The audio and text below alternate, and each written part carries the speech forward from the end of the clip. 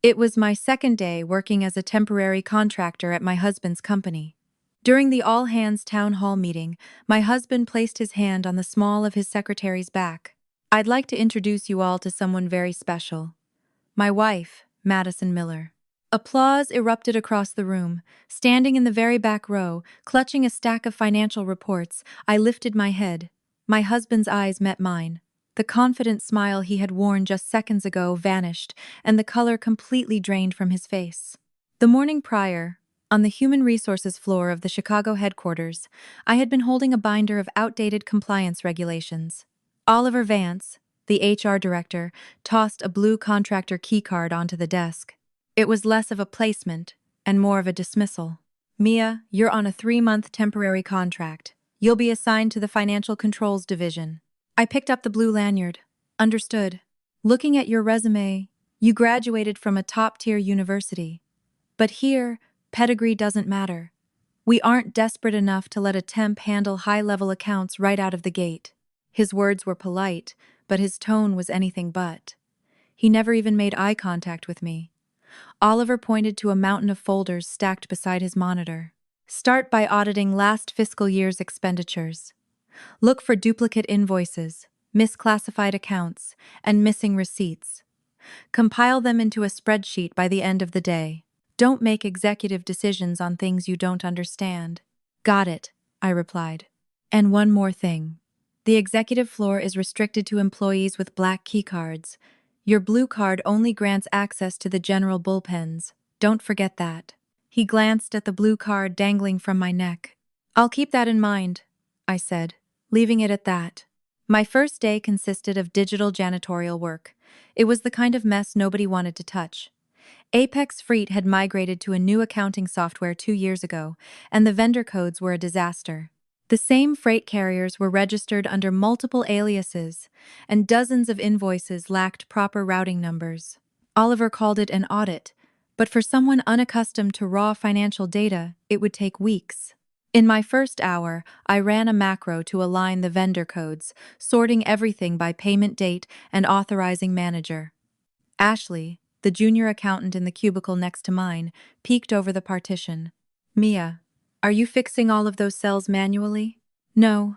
I consolidated the raw data first," I replied. "The last temp spent 3 days on that and barely finished half." "It's just a formatting issue," I said, hitting a single keyboard shortcut. Hundreds of duplicate rows instantly merged. Ashley's eyes widened. "Did you do this kind of corporate accounting at your last job?" "Something similar," I answered simply. I had no intention of detailing my past. The background check I submitted to HR only showed what I wanted them to see. My tenure at the Investment Risk Division of Sterling Capital Management was listed merely as an advisory rotation. It wasn't a lie. It just wasn't the whole truth. By 10:30, I found the first major discrepancy. Payments to a single real estate management firm were split between executive operations and employee welfare. The dollar amounts were massive. I didn't flag it immediately. Just because you find an anomaly doesn't mean you assign meaning to it right away. Numbers, when lined up, eventually confess their own sins. Right before lunch, Oliver walked into the financial controls department. "How's the progress, Mia?" "About 70% done." He glanced at my dual monitors. "You mean of the batch I gave you this morning?" "Yes. I kept the raw data untouched and created a comparative pivot table." Oliver went silent for a moment. "As long as you didn't delete the originals, that's fine." His voice had lost its earlier edge. "For tomorrow's town hall, I need 2 people from this department to hand out the quarterly prospectuses in the back." Ashley raised her hand. "I can do it." Oliver looked at me. "Mia, you go too. Even as a contractor, it's fine as long as you stay in the back of the auditorium." "Understood." Oliver checked my spreadsheets one more time before turning away. "Just because you're fast doesn't mean you should rush. Mistakes will cost us." "I'll double-check everything before I submit it," I replied. He walked away without another word. It was a minor victory. The man who had refused to look me in the eye that morning was now carefully choosing his words. That was enough for me. I wasn't here for applause. 5 years ago, I might have been offended by the disrespect, but things were different now. I wasn't here to teach an HR manager manners. The next morning, I stepped off the elevator just before 9. The floor was already buzzing with the sound of ringing phones and clattering keyboards. As I walked past the break room, the hushed voices of the corporate communications team drifted into the hallway. Did you hear Madison is attending the town hall today? She's the CEO's executive assistant. Of course she's attending. No, you don't get it. She's going to be formally introduced. Introduced as what? The voices dropped to a whisper. As the CEO's wife. I didn't stop walking. Wait, I thought Nathan was already married. The rumor was that his wife was just a quiet homemaker who stayed out of the spotlight. Well, apparently, Madison is the wife. One of the senior PR girls checked the intranet backend yesterday. They added a new slide under the executive family profiles. Someone giggled. Honestly, Madison has been glued to the CEO for the last 6 months. International flights, private dinners. It would be weirder if they weren't sleeping together. Keep your voice down, another warned. I walked right past the glass doors. The gossip continued. But if Madison is his wife, why hide it from the company for so long? That was Chloe's voice.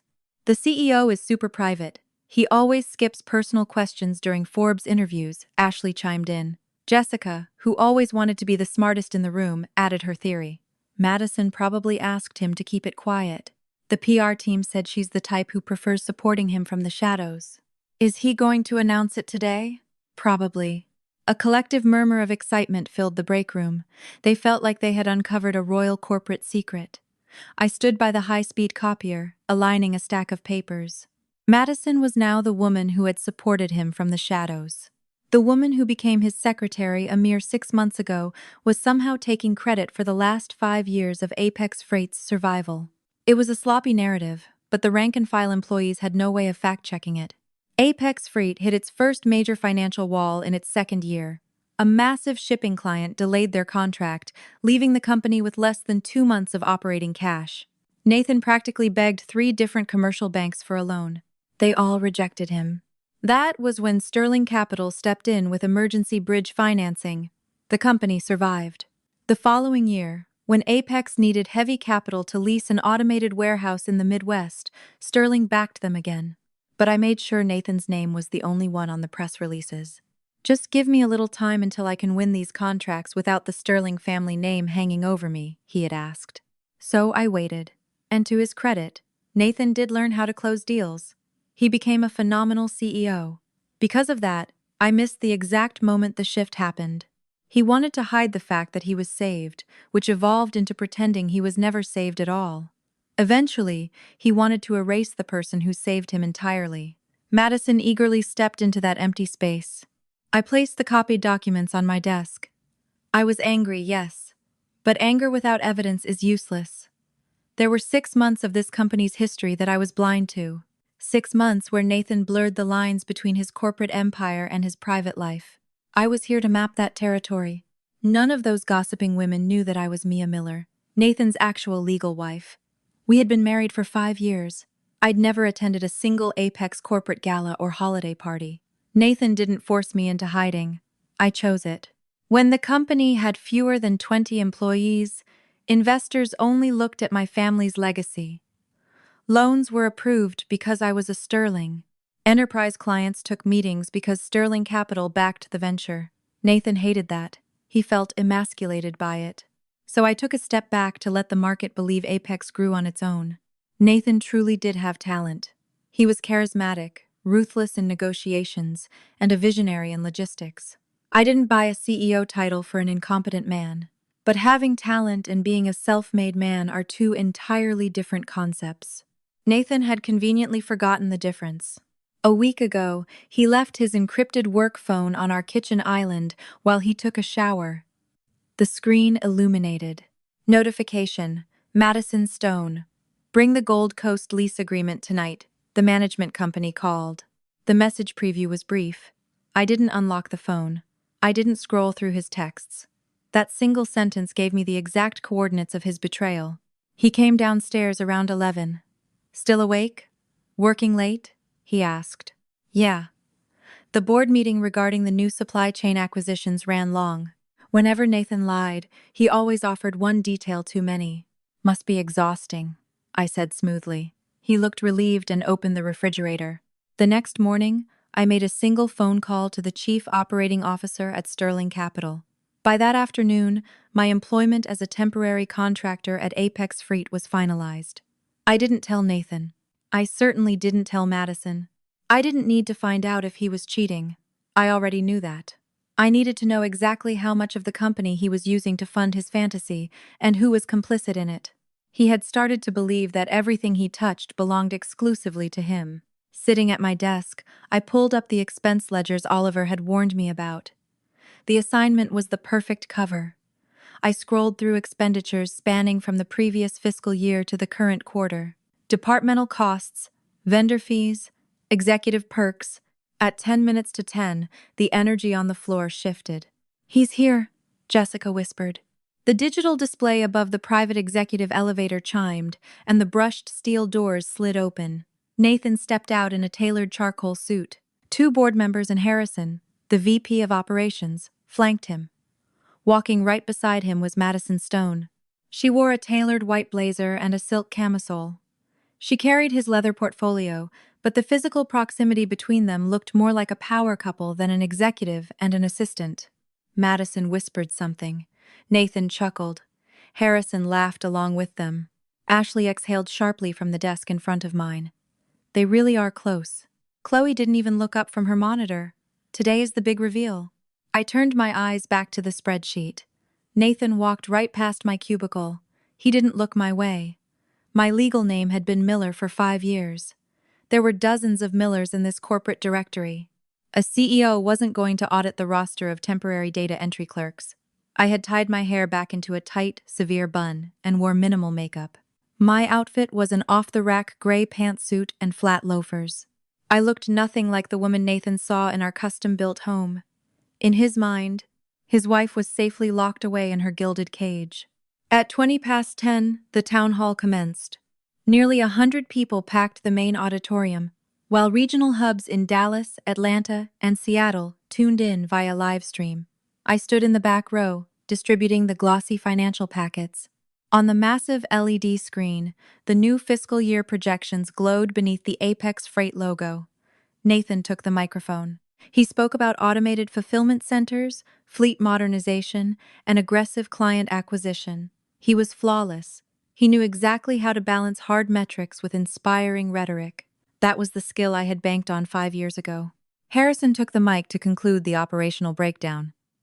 Our primary objective this year is to unify the Midwest and East Coast distribution networks under a single proprietary software. We're eliminating the fragmented data silos. A new structural diagram flashed on the screen. I analyzed the metrics in my packet. The strategy was solid. Apex grew fast because Nathan aggressively digitized archaic warehouse operations. I never thought he was incompetent. If he had been, I never would have married him. Harrison handed the mic back to Nathan. A few final words from our CEO. Nathan nodded. Technology and infrastructure mean nothing if our boots on the ground can't execute. This year, we prioritize profit margins over blind expansion. The executives in the front row nodded enthusiastically. Over the past few years, the industry has claimed that Apex grew overnight, Nathan continued, but there are no overnight successes. This empire was built by securing one contract at a time. Harrison leaned into his microphone. Absolutely. I don't think our junior staff knows the story of how our CEO personally drove a forklift in our first warehouse just to fulfill an order. A wave of laughter washed over the room. Nathan chuckled humbly. Let's leave the ancient history in the past. But yes, it's true. He had the room in the palm of his hand. I stared at the capitalization table in my packet, built it one contract at a time. It wasn't a lie. But he conveniently omitted the foundational capital that kept the lights on so he could sign those contracts. It didn't matter if the employees knew the truth.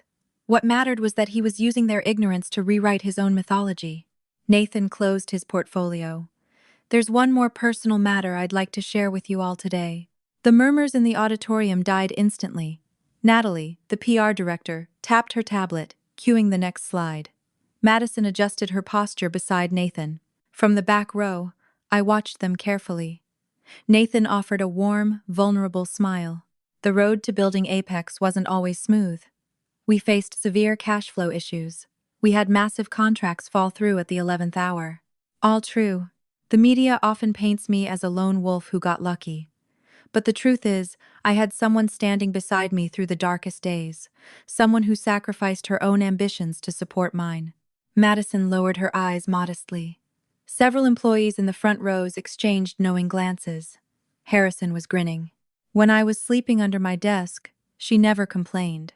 She stayed out of the public eye to protect my focus and my career. She endured a lot in silence. I pressed my fingernail into the edge of the financial packet. The words were perfectly accurate. Only the subject was wrong. When the payroll account was overdrawn, I was the one who pushed the emergency equity injection through the Sterling board. When the major logistics partner breached their contract, I negotiated the settlement. There were nights I rewrote his pitches for corporate banks while he slept exhausted on the sofa. But Nathan's eyes weren't looking at me. They were locked on Madison. "I don't want to hide it anymore," Nathan said softly. Madison's lips curled into a triumphant smile. Nathan placed his hand on the small of her back. "I'd like to introduce you all to someone very special. My wife, Madison Miller." A delayed beat. Then, roaring applause. Harrison was the first to stand. "Congratulations, sir. Madison, we're thrilled for you." Natalie quickly followed. "We always saw you two working so closely, but this makes perfect sense. Congratulations." Madison stepped forward and offered a graceful nod. "Thank you all." I debated stepping into the spotlight, but I want to support Nathan's vision more openly from now on. Hearing her call him by his first name in a professional setting drew affectionate chuckles from the front row. Nathan beamed. The atmosphere in the back row shifted entirely. "She really is his wife," Ashley whispered. Chloe nodded. "I thought they were just inappropriately close, but if they're married, it makes sense." Jessica looked vindicated. "See? That's why she had full access to his calendar. Mystery solved." I didn't blame the three of them. They were simply believing the narrative their CEO was spinning on a brightly lit stage. Harrison grabbed the microphone again. "Madison has been an incredible asset behind the scenes, helping our PR team when the CEO was swamped. We look forward to seeing you both lead Apex into the future." Madison looked flawlessly humbled. "I haven't done anything special. I just wanted to ensure Nathan could focus entirely on the business." More applause. Natalie, ever the PR orchestrator, gestured to the corporate photographer. "Since we're all here, let's get a photo of the two of you. We'll discuss putting it on the company intranet later." Nathan agreed immediately. "Let's do it." Madison stepped closer to him. The camera flash went off twice. They were both smiling brilliantly. I stood in the back row, an absolute ghost in my own life. The day after we signed our marriage certificate 5 years ago, Nathan told me, "Until the company is stable, let's keep our marriage out of the press." I agreed. I thought it would protect him from being labeled a Sterling Capital puppet. Now, he was taking the exact void I had created and filling it with another woman. It was remarkably clever. My face was unknown to his staff. Sterling Capital strictly guarded our private lives. If he planted Madison in that empty space, nobody would question it. Clever, but dangerously sloppy. It relied entirely on the assumption that I would never set foot in this building. I didn't scream. I didn't make a scene. By broadcasting this lie to 100 employees and 3 regional offices, Nathan had just destroyed his own plausible deniability. Madison bowed her head one last time to the applause. Nathan swept his gaze across the room. Front row, middle section, back row. His eyes locked onto mine. I held the financial packet against my chest and stared back with dead, calm eyes. The smile on his face froze. His fingers tightened convulsively around the microphone. 1 second, 2 seconds. From 50 feet away, I watched the blood vanish from his face. Madison leaned in, noticing his sudden rigidity. "Nathan?" He didn't respond. Madison forced a quiet laugh and nudged him. "What's wrong? Everyone is waiting." Nathan finally blinked. "No, He cleared his throat violently, his voice cracking over the speakers. I felt a little overwhelmed." A wave of sympathetic laughter rippled through the crowd. Harrison nodded approvingly. "Not like you to get sentimental, sir." "Right," Nathan choked out. He tried to smile, but it looked like a grimace. "We've been through a lot, speaking to you all today. It caught up to me." He stopped talking. He couldn't form another coherent sentence. I lowered my gaze and tapped the edges of the financial packets against my leg to align them. I didn't need to look at him anymore. Madison gently touched his arm. "You're being dramatic." It gave him the exact exit strategy he needed. "My apologies. That concludes today's presentation. Department heads, proceed with the afternoon integration strategies." Natalie glanced at her iPad. "Sir, we have 15 minutes blocked out for Q&A. Nathan ignored her. "We're done here." He dropped the mic on the podium and began shoving his papers into his portfolio. The employees were confused but began to shuffle out of their seats. Harrison approached the stage. "Sir, if we put this in the corporate comms, I can draft a quote from you." "No, not right now." A sharp contrast to the man who was bragging about his wife 2 minutes prior. Natalie hurried over.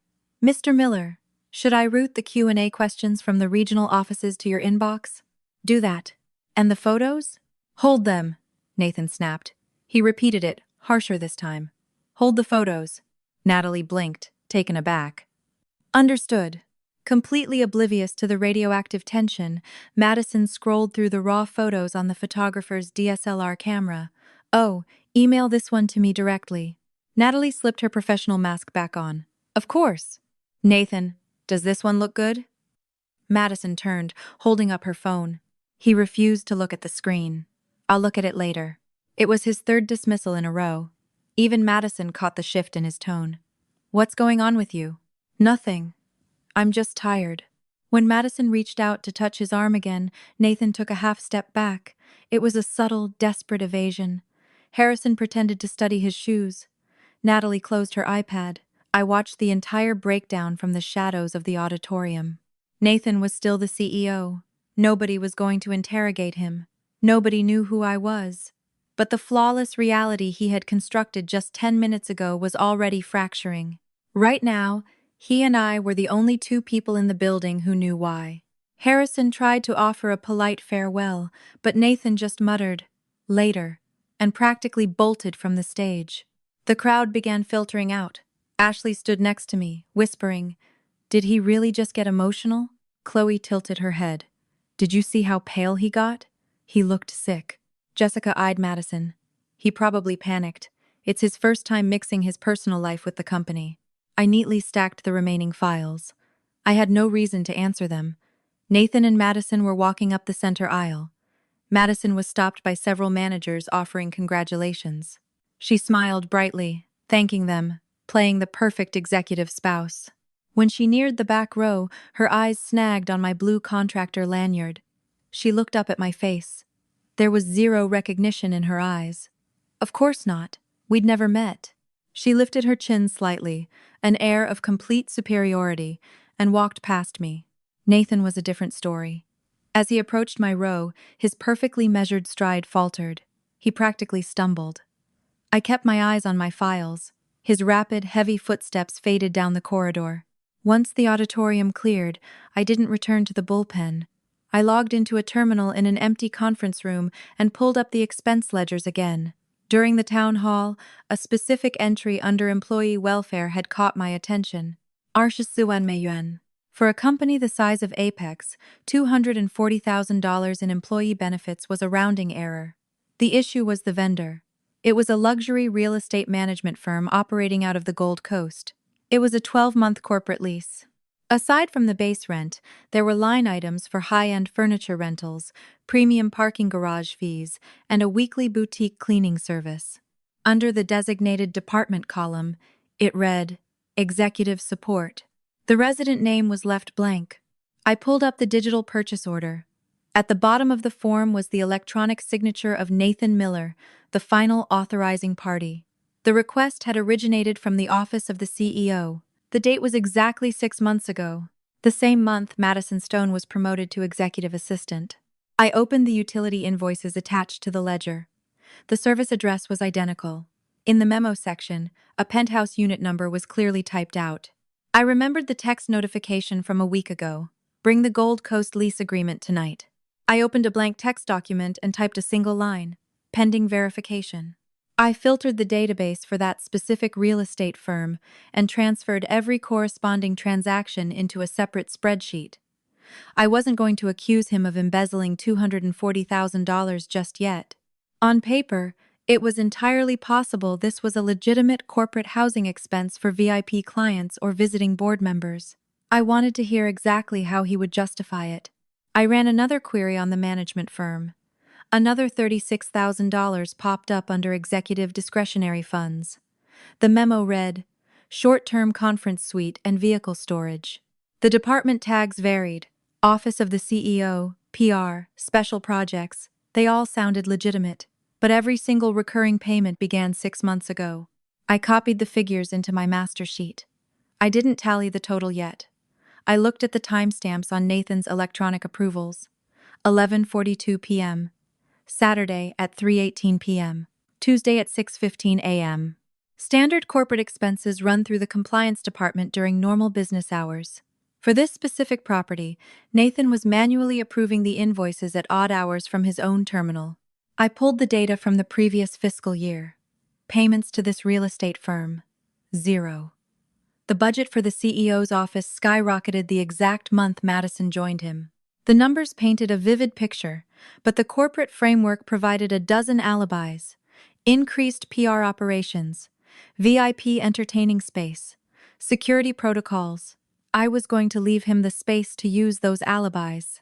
If I slammed a mountain of evidence on his desk, he would immediately pivot to defensive denial. What's the business purpose? Who's residing there? Why is it classified under this specific tax code? 3 simple questions. If he was going to lie, it was always better to let him dig the foundation of the lie himself. I organized the printouts. Total expenditures on top. Vendor contracts next. Approval timestamps last. I excluded the cleaning service invoice that had Madison's name explicitly written on it. He didn't need to see that yet. I wasn't going to show him my entire hand. I only needed him to explain the $240,000. Showing him everything at once would reveal the depth of my surveillance. Let him talk, then hit him with the paper trail. I printed the lease agreements and the approval logs. As I grabbed the warm paper from the tray, Oliver walked over. He glanced at the cover sheet. Still auditing the expenditures, Mia? I see you grouped the same vendors together. Yes, I'm categorizing the discrepancies. Oliver squinted. Some of these are flagged as C-suite discretionary funds. Yes. Oliver's polite demeanor evaporated. Don't pull executive files without authorization. Hand those over. I'll route them through compliance to verify with the authorizing parties. Can't I just ask the authorizing party directly? Oliver paused. You mean the CEO? He's the final sign-off. Yes. No. Protocol dictates we push this up the chain of command. Should I escalate this specific file then? I turned the cover sheet slightly. The $240,000 figure was bolded in black ink. Oliver's eyes narrowed. What exactly is that expense? That's what I'm trying to determine. He looked incredibly uncomfortable. The C-suite was a political minefield, and a temp had just handed him a live grenade. Just then, the hallway filled with chatter as employees returned from the town hall. Oliver lowered his voice. Just don't do anything rogue. If you can't reconcile it, put it on my desk tomorrow, and I'll take it to the chief compliance officer. Understood. I wasn't lying. I had no intention of going rogue. I was simply going to let Nathan explain his own math. The printer churned out my last document. The desk phone in the bullpen rang. Ashley picked it up. Financial controls. She listened, then looked at me. Mia, HR just said you can take the rest of the day off and submit the audit tomorrow morning. Oliver was trying to put a lid on it. He probably figured it was best to send the temp home before she dug up any more radioactive data on a day the CEO was celebrating his marriage. Got it, I said. But I didn't take my jacket. I had a different deadline. I grabbed the manila folder and walked toward the executive wing. My blue keycard wouldn't trigger the glass security gates at the main executive entrance. That was fine. There was a service corridor behind the main conference room used by catering and IT staff. Temps handling physical document routing were authorized to use it. I turned down the dimly lit hallway. 2 figures were walking toward me, Nathan and Madison. The moment Nathan saw me, he froze dead in his tracks. Madison stopped a second later, an annoyed frown creeping onto her face. Excuse me. I stood my ground.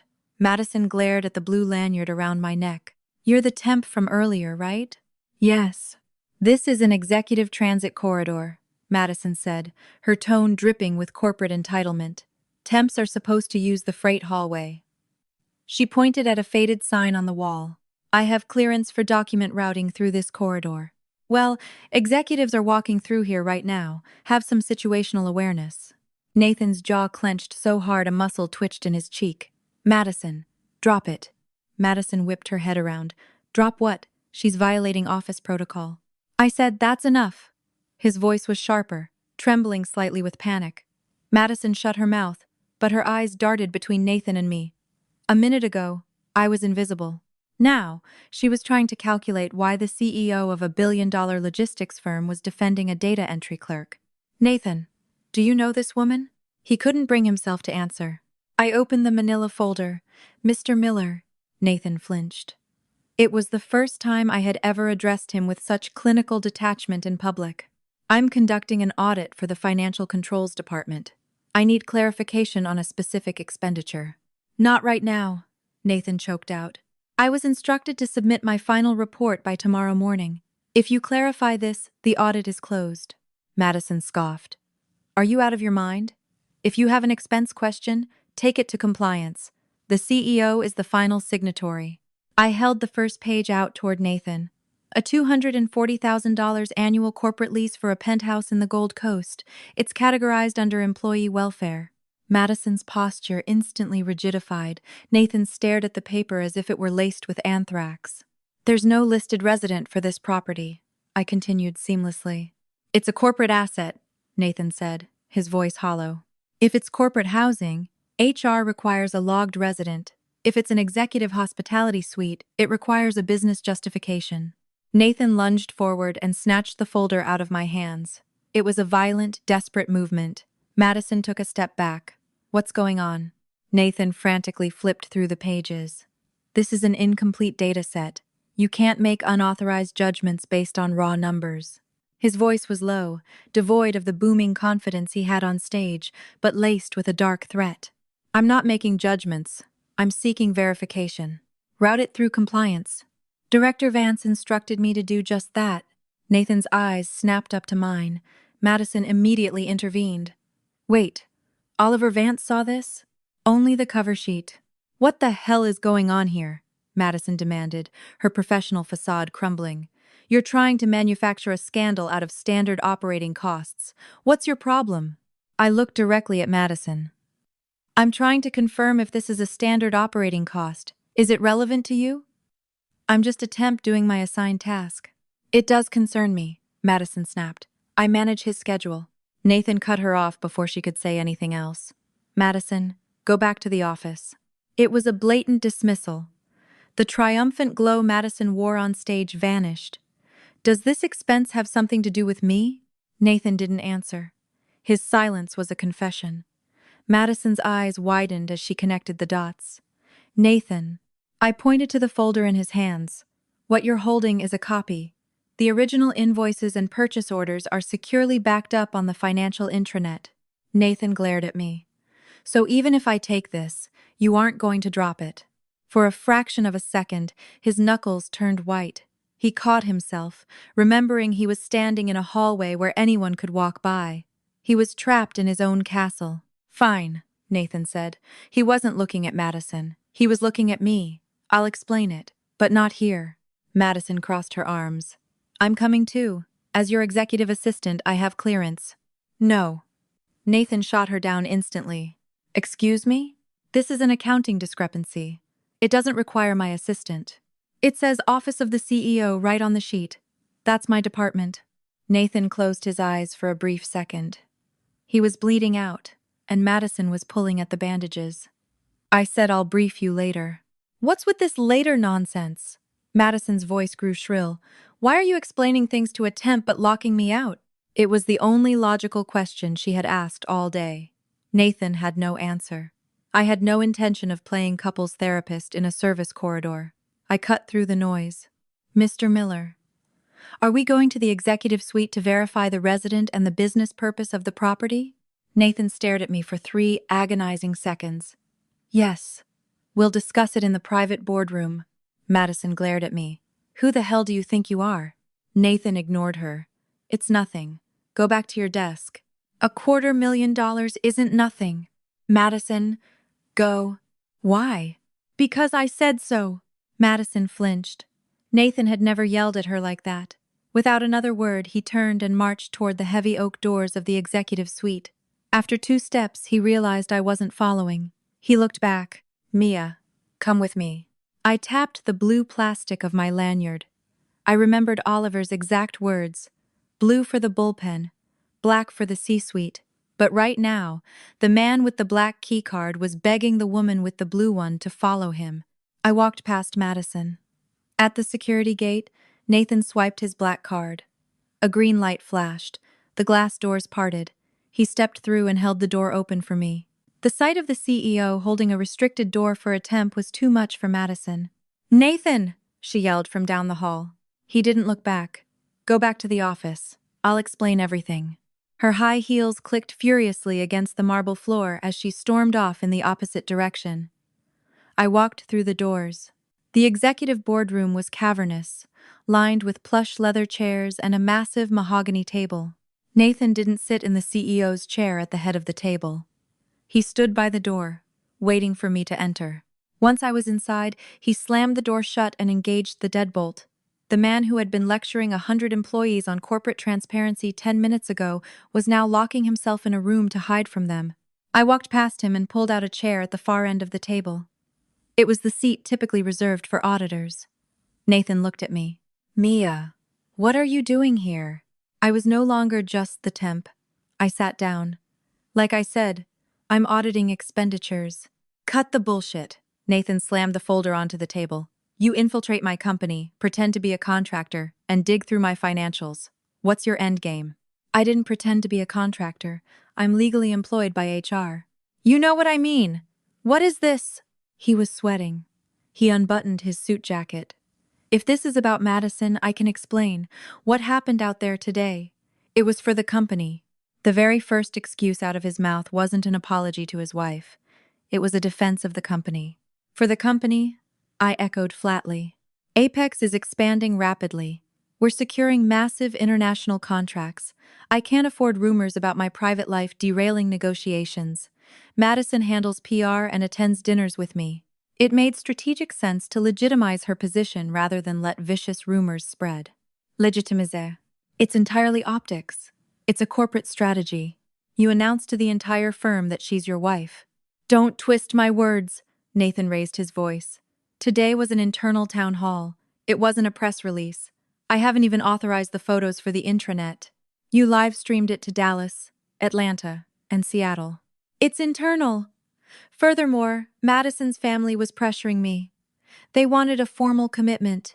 So you gave away my husband to appease her family. Don't say it like that. How should I say it? Nathan dragged a hand over his face. He pulled out a chair and sat directly across from me, leaning over the mahogany table. He thought proximity would buy him leverage. Mia, I know you're furious about today. I get it. Today? Yes. What happened on stage? What about the last 6 months? It isn't as simple as that. A week ago, you left your phone on the kitchen island. A notification popped up. Madison asked you to bring the lease agreement for the Gold Coast penthouse. Nathan's eyes darted nervously. You breached my encrypted phone? He was grasping for any offense he could pin on me. I tilted my head. The phone was locked. The notification was on the lock screen. You don't have a right to spy on me. You're right. Let's talk about the $240,000. That seems like a much bigger issue. I pointed at the folder. He didn't move his hands. Who lives in the Gold Coast penthouse? I asked. It's for corporate use. Which corporate function? I can't disclose high-level VIP entertainment logistics to you. The purchase order is categorized as a VIP facility, but there's no guest log. It was never reported to the board of directors. The property isn't documented in the corporate housing registry. Nathan's head snapped up. You dug through the registry? A temp doesn't have that kind of security clearance. Director Vance gave me access to clean up the ledgers. That's a gross violation of privacy. I pulled a second sheet of paper from my bag. The lease commenced exactly 6 months ago. 12 days after Madison Stone was transferred to the CEO's office. Nathan reached for the paper. I didn't let go.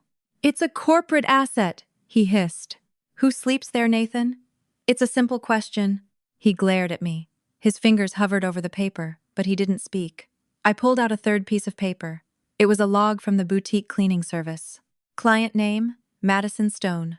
Note, client is unavailable Tuesday mornings, requested afternoon service. Nathan stared at the highlighted text. Where did you get that? The vendor's invoice system. You can't pull external vendor notes. So Madison doesn't live there? You just let her use it temporarily? He seized the lifeline. Yes. I use it to host out-of-town clients. Madison had a string of early morning meetings downtown, and she lived out in the suburbs. I let her crash there to avoid the commute. And the high-end furniture rental? It's an unfurnished corporate lease. And the luxury parking space? Nathan glared at me. I didn't pull out the next invoice. I didn't need to. I had him exactly where I wanted him. Fine, Nathan said, his voice dropping an octave. I admit the accounting was sloppy. It was a gray area. But I didn't steal money. I authorized those expenses because I believed they were necessary for company operations. The pivot. It went from corporate housing to sloppy accounting. Have you explained that to Marcus? I asked.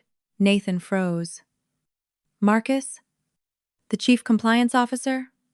Why would Marcus be involved? Because I'm conducting an audit. Mia. It was the first time his voice cracked with genuine fear. I sat perfectly still. Don't drag the board into this. You don't own this company. I offered a thin, cold smile. Is that what you think? It's the truth. I built Apex Freight. I expanded the warehouses. I closed the deals. I scaled the fleet. I never said you didn't. He stopped, expecting me to throw his failures in his face. I didn't. I invested in you because you were a brilliant negotiator, I said calmly. Sterling Capital would never have fronted the cash if you were incompetent. But generating revenue doesn't mean you own the treasury. Nathan stood up, his chair scraping violently against the hardwood. Are you throwing that in my face again? You think just because your family bailed me out 5 years ago, I owe you my soul? I'm not talking about 5 years ago. I'm talking about today.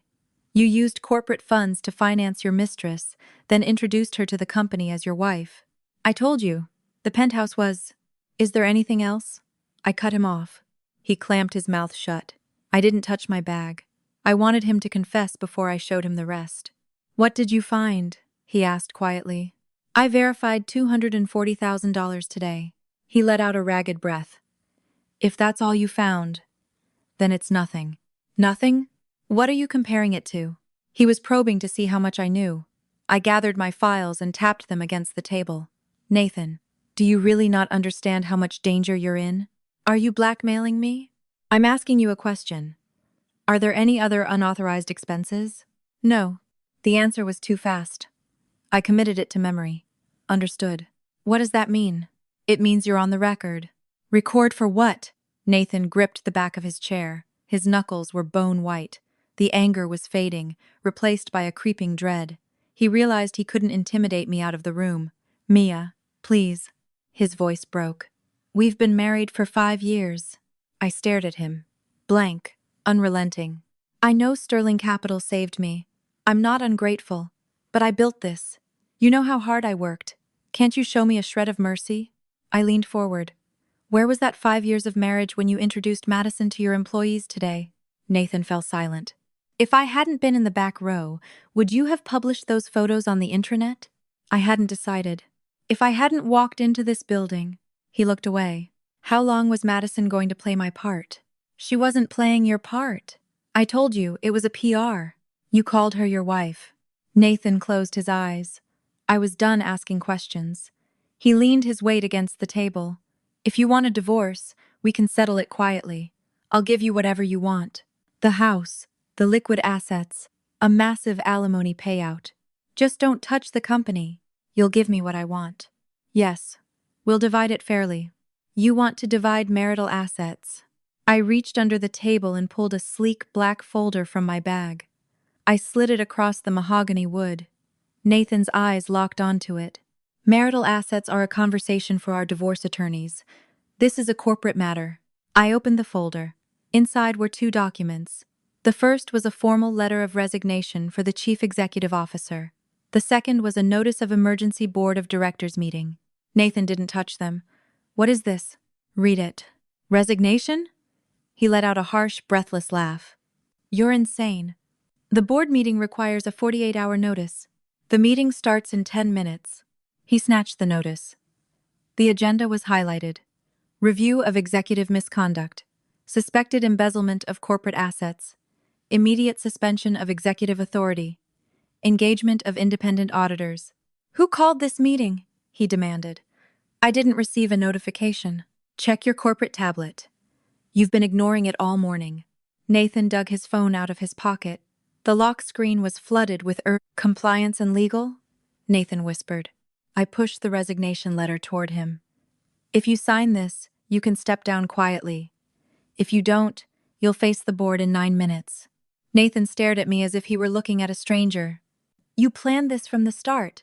The town hall was just a coincidence. You were going to force me out anyway because of the lock screen notification. I'm forcing you out because of the $240,000. It's an accusation. Nothing's proven. You can't force me to resign over an allegation. If you don't want to resign, defend yourself to the board. He stood frozen, the paper trembling in his hand. Sterling Capital orchestrated this. It isn't just Sterling. Who else? The people who helped you build this company. That was the bullet that finally shattered his armor. He looked at the email again. Marcus is in on this? Evelyn? Yes. Nathan exhaled sharply. Mia, wait. Stop the meeting. It was no longer a demand, it was a plea. I'll apologize for today. I'll fire Madison. I'll terminate the lease. I'll reimburse the company out of my own pocket. Just call off the board. No. Why not? Because you only offered to fix it after I caught you. I can prove my value. An internal audit will destroy the company's morale. You just told 100 employees Madison was your wife. Morale's already compromised. Nathan collapsed into his chair. He stared at the polished wood. Do I have to disclose this to the shareholders? They already know. What? I gave you every opportunity to explain yourself. You lied. You call this an opportunity? Nathan snapped. You ambushed me. When was the last time you told me the truth voluntarily? He had no answer. I checked my watch. 7 minutes. If I sign the resignation, does the board meeting stop? No. But the agenda changes. They won't need to vote on suspending your powers. They'll move straight to the audit. Will I be allowed to stay with the company? That's up to the auditors and the board. You mean it's up to you? I don't make unilateral decisions. Nathan let out a hollow, bitter laugh. Listen to you. Spouting corporate governance like you own the place. You just think you own me because Sterling holds the purse strings. I didn't reply. He took my silence as confirmation. 58%. Nathan looked up, his eyes bloodshot. That's what Sterling Capital owns. 58% of the voting shares. The rest is split between the founders and the employee trust. I can't outvote you. You knew that when you took the money. I became CEO because I produced results, not because of your family's equity. I agree, but generating results doesn't give you the right to loot the treasury. Nathan fell silent. I slid a pen across the table. It came to rest against the resignation letter. 6 minutes. Stop threatening me. I'm stating the time. It's the same thing. Then don't sign it. He glared at me with pure hatred. At that exact moment, the sharp clicking of high heels echoed in the hallway outside. The footsteps stopped right outside the boardroom doors. The brass handle rattled. It was locked. Nathan! It was Madison! Nathan closed his eyes. Nathan, I know you're in there. I remained silent. I've been texting you for 10 minutes. Why are you ignoring me? The handle rattled aggressively. Madison, go back to your desk, Nathan shouted through the heavy wood. No! Open the door. What are you talking about in there with a temp? Nathan stood up and walked toward the door. I didn't stop him. I told you to leave, he said, pressing his hand against the wood. The audit involves my department. It involves me. I have a right to know. I'll brief you later. Stop saying later. Her voice was shrill, echoing in the quiet C-suite corridor. Open the door. Nathan didn't respond. 3 seconds later, an electronic beep chirped. Madison had used her executive assistant override keycard to disengage the deadbolt. The heavy door swung open. Madison stormed in, her eyes locked on Nathan. Finally. What the hell is? Then she saw me, sitting at the head of the table, the resignation letter and board notice perfectly aligned in front of me. Her eyebrows knitted together. What is this? Nathan lunged forward to grab the documents, but he was too late. Madison had already read the bold header. Letter of resignation? She grabbed Nathan's arm, her perfectly manicured nails digging into his suit jacket. What's going on? Madison, get out. Now. Why are you kicking me out? You're resigning? Over an audit? She whipped around to face me. Who the hell do you think you are? You're a temp. You can't lock a CEO in a room and demand his resignation. Have you lost your mind? Madison, shut up, Nathan roared. Madison flinched, genuinely shocked. Why are you yelling at me? You keep defending her. What hold does this temp have on you? I looked at Nathan. He was frozen. I had called him Nathan. Madison had definitely heard it, yet he stood paralyzed. Explain it to her, I said calmly. I'm not explaining anything to her, Nathan muttered. Madison stared at him, then at me. The blind rage in her eyes slowly morphed into something much sharper, suspicion. Who is she? Madison asked, her voice dropping to a whisper. Nathan opened his mouth, then closed it. Nathan, who is she? Nathan stared at the floor. She's my wife. The room went dead silent. Madison stood entirely still. What? Nathan didn't repeat it. Madison slowly turned to look at me. Wife? You? I said nothing. What does this mean? She spun back to Nathan. You stood on stage today and told the whole company I was your wife. Madison, if she's your wife, then what am I? Nathan reached out to calm her. She swatted his hand away. Don't touch me. Her voice cracked. The polished executive assistant was gone. Explain this to me right now. Calm down. Don't tell me to calm down. You told me your marriage was just a piece of paper. Nathan's face contorted in panic. Shut your mouth! Why should I? You said you were practically separated. You said she had nothing to do with the company. I said shut up. You told me to wait until the divorce was finalized. Who was I waiting for? Nathan yelled her name, his voice echoing violently off the glass walls. Madison staggered back, but she didn't break eye contact. What? Are you going to blame me for everything now? We aren't doing this here. When are we doing it? You literally made me your wife in front of 100 people today. She was right. The irony was suffocating. I watched the two of them tear each other apart. Madison wasn't entirely a victim. She knew he was married.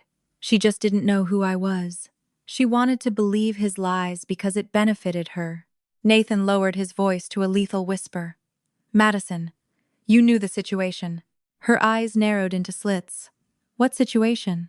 You knew I couldn't just instantly divorce her. You said she was some clueless heiress who sat in her mansion and knew nothing about the business. Nathan tried to grab her arm. She doesn't. That's why. If she knows nothing, then why is she sitting here handing you a resignation letter? I finally spoke, looking directly at Madison. You knew about me. She slowly turned her head. She didn't answer immediately. You knew he was married. I didn't know your name. Or your face. He said you had zero involvement in Apex. She looked back at Nathan. That's what he told me. He said you were just a signature on a tax return. Because that's what he believed, I said. I looked at the clock. 3 minutes until the board meeting. You can finish your marital dispute later, I said. We're discussing corporate fraud. Madison, are you the resident of the Gold Coast penthouse? Madison froze.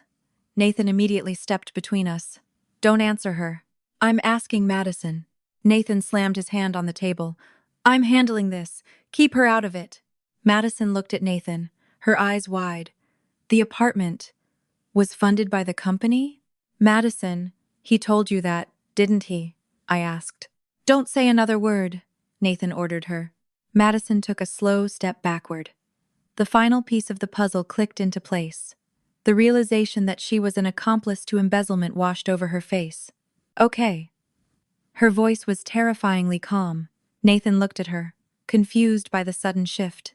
Madison reached into her designer handbag and pulled out her iPhone. I'm protecting myself. Nathan lunged forward. What are you doing? I've got every text message saved. Put the phone away. You told me the company was covering the lease and the furniture as a tax write-off. You told me not to worry about it. Why are you telling her this? Because you're trying to make me the scapegoat. She held the phone to her chest. I'll hand over everything. Every text. Every email. You stupid bitch! Put it away! Nathan roared. 2 sharp knocks hit the boardroom door. Nathan spun around. Who is it? Before anyone could answer, my phone buzzed with an encrypted message from Evelyn, the general counsel. Board connection established. The boardroom doors swung open. Marcus, the chief compliance officer, walked in with a thick leather binder. Evelyn followed closely behind, carrying a sleek laptop. They both paused when they saw Madison standing there, clutching her phone like a weapon. But neither of them asked why she was there. Marcus looked directly at me. Miss Sterling, the preliminary audit data has been forwarded to the Sterling Capital Board. Madison gasped. Sterling? Nathan stepped in front of Marcus. What the hell do you think you're doing? Bypassing my authorization? This pertains to executive misconduct by the CEO. We bypassed standard protocol to preserve the integrity of the audit. I don't authorize this. Marcus's expression remained entirely neutral. Your authorization's no longer required, Mr. Miller. Nathan stepped into Marcus's personal space. I'm the CEO of this company. Evelyn set the laptop on the mahogany table. Technically, yes. For the next 2 minutes. Which is why you are required to explain yourself to the board. This is a witch hunt. The meeting begins in 60 seconds. I didn't say a word. Nathan looked at me. Mia, call them off. He didn't call me Miss Sterling. Madison heard the desperation in his voice, and her face contorted in disgust. I pointed at the resignation letter. You still have a choice. Nathan stared at the document. If I sign this, what happens? Evelyn answered. We'll record your voluntary resignation. The board'll bypass the vote for your immediate suspension. However, the forensic audit'll continue. What about my equity? This has nothing to do with your shares. This is about your fiduciary duty. You're trying to steal the company. Marcus opened his binder. Let's begin with the expenditures. Gold Coast luxury lease. $240,000 annually. Nathan ground his teeth. Coupled with premium furniture rentals, garage fees, and boutique cleaning services, Marcus continued. All allocated to a new budget line created the same week Madison Stone was promoted to your office. Madison gripped her phone tighter. Current estimated misappropriation of funds stands at $318,000, Marcus stated. Nathan's head snapped toward him. $318,000? You're pulling numbers out of thin air. These were legitimate operational expenses. We'll review them line by line. You're the final signatory on all of them. I authorized them because they were necessary for business. I have executive discretion. Evelyn spoke up. Executive discretion doesn't cover fraud. It isn't fraud. You're auditing me with a predetermined conclusion. Marcus pulled out a crisp spreadsheet. Let's stick to the facts. The lease isn't logged in the corporate housing registry. It isn't registered as an entertainment suite. The asset management ledger has no record of the property. Nathan opened his mouth, but Marcus cut him off. The cleaning service identifies Madison Stone as the primary resident. The registered vehicle in the VIP garage belongs to Madison Stone. Corporate black car services routinely originate and terminate at this address. Madison stared at Nathan in horror. The parking garage was company money too? Shut up, Nathan snarled. I didn't know. I thought you were just writing off my rent. Marcus looked up. So you acknowledge you knew the rent was being expensed to the company? Madison froze. Nathan violently shoved a chair out of his way. Don't answer him. He's interrogating you. I'll answer the questions. He turned to Marcus. Yes, I knew she lived there, but she used it to facilitate early morning meetings and late-night logistics. It was a dual-purpose space. Marcus clicked his pen and wrote something down. Understood. The board will note your justification. Nathan watched him write. Stop writing. You're going to twist my words to the board. He reached across the table to grab Marcus's binder. Evelyn stepped in, blocking his hand. Mr. Miller, don't touch the evidence. You're my general counsel. Are you taking orders from her? I'm protecting the company. Nathan's hand dropped. Evelyn turned the laptop screen toward the center of the table. The Zoom interface popped up. "We're live." Nathan retreated to his chair. "Wait." Nobody stopped. Marcus placed his laptop next to Evelyn's. The faces of the Apex board members and the Sterling Capital proxy representatives populated the screen. I moved one seat down, out of the camera's frame. Madison stood paralyzed by the door. "Mia." Nathan looked at me one last time. "Are you really going to burn everything down? What do you get out of destroying me?" "I'm auditing corporate expenses." "Stop hiding behind corporate speak. Explain to me what I did that justifies this." "You spent $318,000 of company money to play house." Nathan went dead silent. Evelyn unmuted the microphone. The emergency board meeting proceeded exactly as planned.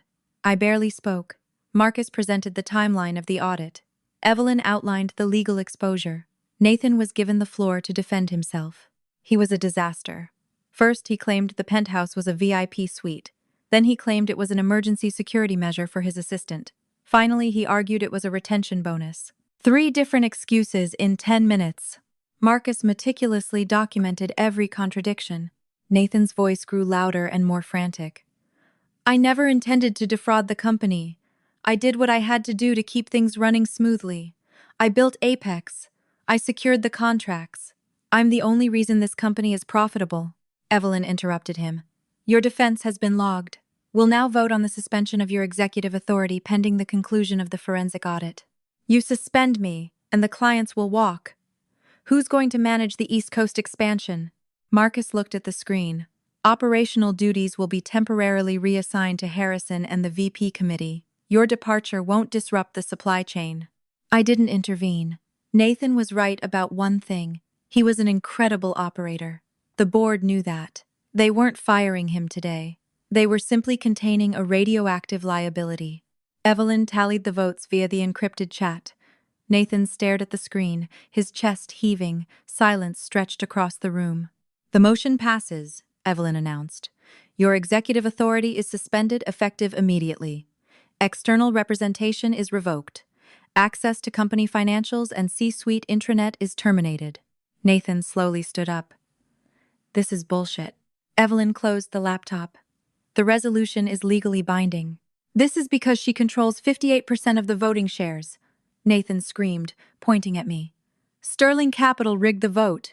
Madison gasped, her eyes snapping toward me. "Sterling?" I didn't answer. Marcus filled the silence. "Mia Miller's maiden name is Sterling. She was a senior analyst at Sterling Capital Management, who brokered the initial equity investment in Apex Freight." Madison looked like she was going to be sick. "So, this company is my company," Nathan yelled. Marcus closed his binder. "Apex Freight is an incorporated entity. It isn't the personal property of any individual." "Stop playing with words. Sterling provided the seed money, but I built it." "I never said you didn't," I said softly. Nathan glared at me. "Then why are you taking it all away?" "I'm not. The board suspended your powers." "It's the same thing." Evelyn packed her documents into her briefcase. "Miss Sterling's equity remains untouched. Your status on the board will be evaluated after the audit concludes." Nathan flinched. "What did you just call her?" Evelyn's face was stone. "Miss Sterling. She's legally a Miller. The divorce hasn't even been filed. Her corporate designation has been updated based on her request to the board." Nathan was entirely out of ammunition. He looked at me. "Are you happy now, Mia? The audit isn't finished." "You know that's not what I mean." I didn't reply. By the door, Madison began furiously typing on her phone. Nathan noticed. "What are you doing?" "Exporting the text logs," she said coldly. "Stop it." "No." "Madison, I told you, my marriage was dead. And you also told me the company was paying for the penthouse legally." She looked up, her eyes brimming with tears of rage. "I'm not going down for your embezzlement." She looked at Evelyn. "Do you need the iMessage logs too?" "No!" Nathan lunged toward her. Evelyn stepped in smoothly. "We'll accept any communication relevant to corporate expenditures. Please don't submit personal correspondence." "Understood." Madison tapped her screen. "Done." "Madison!" Nathan roared. She didn't even flinch this time. "You promised me the taxes were handled." You promised me the furniture was a write-off. Do you have that in writing? Marcus asked. Yes. We'll send you a secure upload link shortly. Nathan slammed both fists onto the mahogany table. She's my employee. She can't bypass me. She's cooperating with an internal investigation, Marcus corrected him. Madison let out a dark, breathless laugh. You literally just told me the audit was none of my business. Nathan had no response. Madison was saving herself, and she was going to use his corpse as a stepping stone to do it. It was brutal, and it was entirely his fault. Nathan walked slowly toward me. Mia, let's talk. Just the two of us. We already talked. This is a marital dispute. Keep it out of the boardroom. You brought our marriage into the town hall. I'm just balancing the ledger. He had nothing left to say. My phone buzzed. An alert from Evelyn's IT team. Miss Sterling. His executive credentials and building access have been revoked. Nathan stared at Evelyn. You're locking me out of the building? You're restricted from the executive floors. If you need to retrieve personal items, HR will escort you tomorrow. This is my building. Nobody answered him. Marcus picked up his laptop. That concludes today's session. We'll require a written deposition by Friday, Mr. Miller. Nathan let out a dry, manic laugh. So I'm trespassing in my own office? Your keycard has been deactivated, Evelyn said. I picked up my bag. I'll leave you to it. Marcus, please proceed with the audit. We will, Miss Sterling. Madison stood by the door, clutching her phone. As I walked past her, she finally spoke. I really didn't know who you were. I stopped and looked at her. I believe you, but you knew he was married. You just chose to believe the version of the story where you were the hero. Madison swallowed hard, looking away. The files are sent. To compliance. Good. I walked out of the boardroom. The executive corridor was quiet. I headed toward the glass security gates. Behind me, I heard heavy footsteps. Mia! I didn't stop. Wait! I reached the security gate. To exit into the general bullpen, I just needed to push the bar. I walked through. Behind me, Nathan swiped his black keycard against the scanner to follow me. Beep, beep, red light.